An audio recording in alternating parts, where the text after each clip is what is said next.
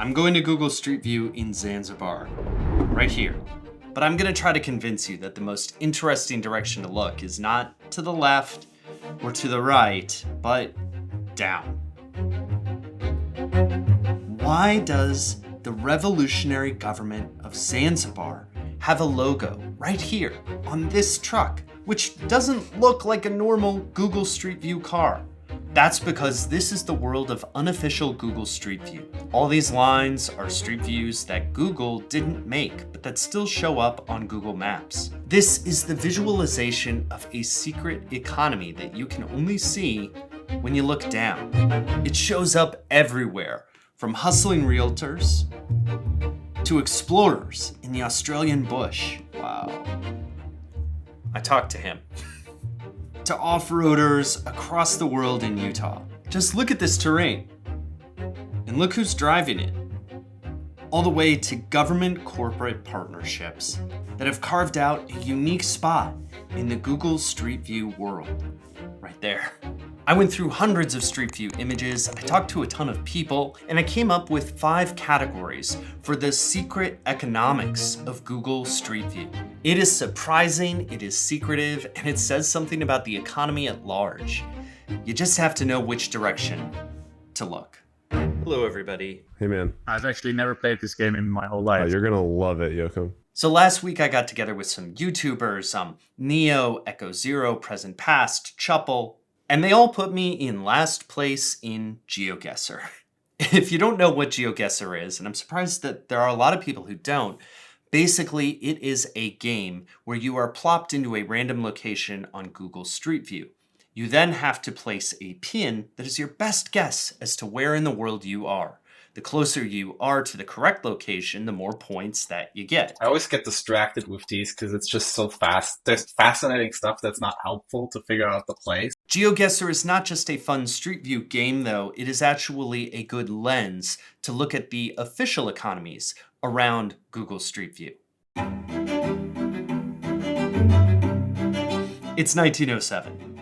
This book of photo auto maps, they printed street-level pictures next to directions. Everyone knew that this was a great idea.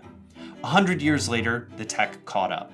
Google Street View launched in 2007. I actually want to show you one of the earliest shots taken on Google Street View. Right here, you can actually go back to 2007 and see it. You can actually go forward in time and see the improvements in the camera technology. Here's 2024, here's 2007. The map of official Google Street View coverage, like this, it is intricate and expansive and beautiful, and these official maps have their own economics. Out of the 80 billion Google earnings pie in the first quarter of 2024, it's not really broken out, but Morgan Stanley estimated that 11 billion came from Google Maps. Street View mainly makes Google Maps better. However, Google does charge GeoGuessr and other services a specific Street View API fee to do all that clicking around. Not just here in the game, but also here on the map. Street View adds so much value that competitor programs are common. There's Mapillary, which is owned by Meta. They have some street level images, and it hooks up to OpenStreetMap. They've also posted some 3D walkthroughs, so maybe it's a metaverse thing. We don't really know. All I know is I'm kind of making myself dizzy going around this. The big tech players all have Street View competitors, including China's Baidu. So you won't find a lot of China imagery on Google Street View, but on Baidu Maps, you can walk around like all day, and there's just fascinating stuff to look at. But the official Street View economy, it's kind of a rounding error for these big tech companies. It's the unofficial economy where these things get interesting. So all these are unofficial. That means they are locations that weren't made by Google, but were uploaded by contributors to Google Street View as a platform. The unofficial thing is incredibly challenging here. We were not playing a normal GeoGuessr map. GeoGuessr normally draws from official Google Street View imagery, but we were playing a map called an unofficial street world. This is all the official Street View coverage in, say, the United States. But there's a lot of unofficial coverage too. That's stuff that anyone can upload to the platform. Let's go to Africa. Here you can see the difference between official and unofficial is even starker. The circles on this map are photospheres. 360-degree pictures where you can't walk around like in Street View because it's people taking pictures. Mike, in my GeoGuessr game, has actually made a bunch of these. I was doing these all the time and uploading them, and you get so many views and so many like Google Maps credit. What do the points give you? It gives you like Google Maps cred, like street cred for Google Maps. Street cred, Phil. Street cred. Photospheres are simpler than Street View images, but they're actually really cool. Here, let's go to Cuba. All the little blue circles that show up on this map, those are all photospheres that people have taken in Cuba. You are on the street in Cuba. This is just because somebody took this picture and uploaded it to Street View. You can go to really interesting places with these photospheres. I have explored in Turkmenistan. Cool. Night scene.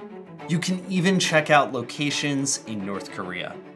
There aren't a lot of them, but the ones that there are pretty insane. And you can see if you look down, we have this pair of shoes to thank for this photosphere. But this gets really interesting when it comes to Street View images that people have uploaded. Let's go back across the world. So let me find this. There's this big trail that runs for a really long distance in Virginia. And Darren, he and his friends mapped all of it. But remember the first rule of Street View. Look down. This is the first time that I've ever wanted an ATV. Whoa, this is sick. We wanted really high quality cameras. It looks almost like a UFO with like 6, 8 lenses around it. And it's heavy. It's extremely heavy. So we needed something that we knew we could cover 45 miles. The ATV was probably the solution to that. It's like it can carry something heavy. It's not a car. It's not, even a small car. It's not a motorcycle. And it was probably the safest thing we could do. So Darren went to a lot of work to do this. I mean, he got permits in different counties, he tackled big file management issues, and he uploaded it all just so that this trail could be easier for people to use. There are also really fun Street View practical jokes. Let me show you this one in Sweden. Somebody put their RV on here, and you can go inside. There are also really useful applications of this. Let's go back across the world again to Virginia. I talked to Peter, who goes to rural parts of Virginia, and he has mapped a ton of roads there. He just goes down these roads and maps them because it helps out first responders. The addresses is really where Google lacks a lot here. So that's what got me into maps. And then the hydrants was, as first responders, we have hydrant maps, but they're kind of proprietary and not as easy to use as data being on OpenStreetMap. So, and I guess it started primarily for the hydrants, and now, I mean, my reason for doing it is more than that. It's a hobby, and I enjoy it. So yeah, in rural areas, the addresses houses aren't all right along the road. One might be right facing the road. Another one might be back a half-mile lane. If you're in an extreme situation, like the data has to be accurate. Like that could be a big difference, right? You need to know where you're going and have a general layout of the land. So, but it is very helpful, because there's a lot of places where there's 2 or 3 houses back a private road and they're just not labeled very well at all. All of these are a contribution on a big stage. These have millions of views, and that is where the next level comes in. SEO, search engine optimization. It is a $68.27 billion industry. It determines what shows up at the top of search results. Actually, I have no idea if that stat is true, but whoever published it has pretty good SEO. If you are a business, showing up on Street View is a type of SEO. It doesn't just let people tour your grocery in Doha. I love this one, by the way. Here are the proud owners, and here's this guy who's just like, can I please buy something and leave? It might also get you more cred with Google search. Google builds this up with a list of trusted vendors. It's like in this promo video. A photographer comes in, photographs your business, and it theoretically might up your cred with Google. This is in the interest of both the owner and the photographer. So let's say you have an inn in the Bahamas. You might want to be able to give people a tour of your inn so that they can see that it's nice before they book. And you are willing to hire altavistacg.com to do it for you. In Australia, I found this realtor who did it for his neighborhood. Awesome and kind of hilarious. Google lets you put your logo at the bottom of an image that you upload. I could go on all day here. I love exploring these random street views and photospheres. I want to go ahead and tell you about one, though, that I get into in more depth on my newsletter. Let's plop us down. The mystery is, what is inside this building and who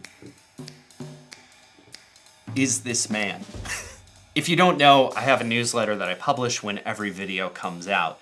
It lets me write an article about some fascinating corner of my research that I wasn't able to get into in the video proper. And this time it is the identity of this person and why he is in this random building all by himself. I think you'll find it kind of interesting. The newsletter is totally free to sign up for. It's hosted by Patreon, but it's free to sign up for the newsletter. It allows me to communicate with you when I have a new video coming out. It lets you know what I'm doing on Patreon in general, and if I have any big plans in the future. So please go ahead and check that out. It supports the channel. Go ahead and subscribe if you want to find out his story. So hopefully I've proven to you by now that photographers and businesses, they have a significant corner in the Street View world. But there is a bigger picture too. This map of official Google Street View sites, it is kind of a proxy map for economic investment, as viewed by a company in Silicon Valley. So there are concerted efforts in the unofficial map to represent areas to tourists. Right there. I'm just curious to find out why people are doing it. I've probably added, I don't know, about 500 odd kilometres to Street View over the years. Wow. 18 years ago, I started a bushwalking business, which is what we call hiking in Australia, and I started documenting bushwalks, but on a website. So I started getting all these questions that were just difficult to answer. So my trek notes were really detailed, and somebody would ask questions like, how tall is the bridge? Because I'm scared of heights. And you go, oh, okay, interesting. And so I started, I get a bit carried away with these things. So I started looking into things like, are there grading systems for exposure and height and all those sort of things? And then realized, okay, photo, it says 1,000 words, all that sort of stuff. But the beauty of a photo is it's not that it's the 1,000 words, it's that people can answer their own questions very quickly, right? And so I actually built my own 360-degree camera because it didn't really exist for consumers. And so it was basically I took 4 GoPros, ripped the backs off them, ripped the guts off them and stuck them into a camera and mounted them to a pole to my pack. So as I walked, they'll just take photos about every 5 meters or 10 meters. Wow. And that became particularly important as we started to look into documenting walks for people with disability. Yeah. It's not just about people in wheelchairs. It's not just about if they have steps or no steps. It's about all those 10,000 questions that people have. Like, what's the toilet like? Right. Those sort of 1,000 questions you just can't answer. So what Matt's doing is interesting. He does promote his business through these uploads, but he's also just making it easier for people to go on hikes. Across the world, At Your Leisure TV and Chad, who I talked to, have a kind of more complex reason for mapping a ton of off-road trails in the state. Hi everybody, welcome to At Your Leisure. I'm Chad Booth. I'm Ria Rossi Booth. We just started our 23rd season, so we'd worked with the off-road community over a number of years on areas of land access and roads on public lands.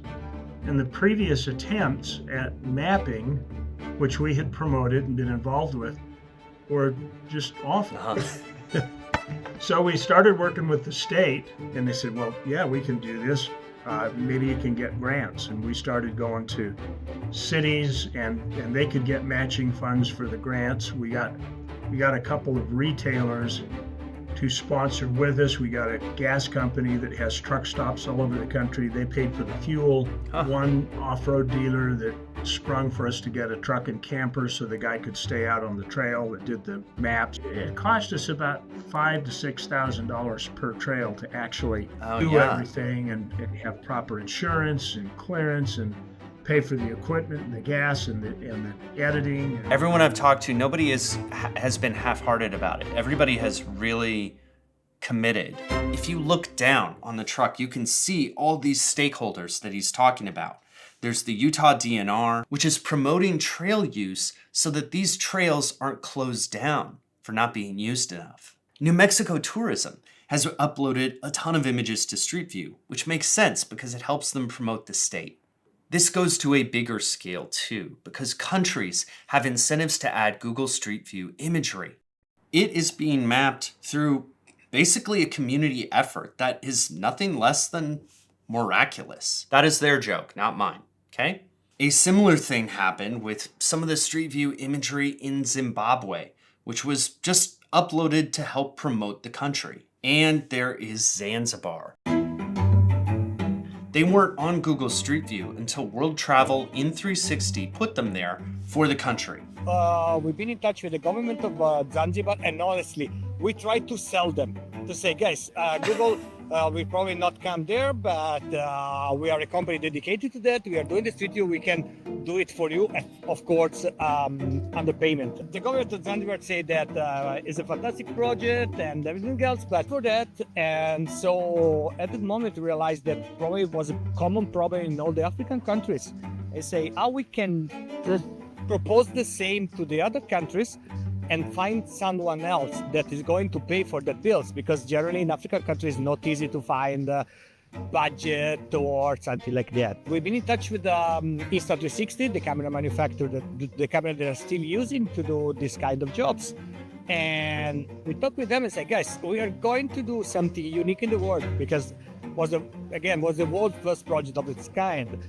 Why you don't help us? You cover the cost, we sponsorize.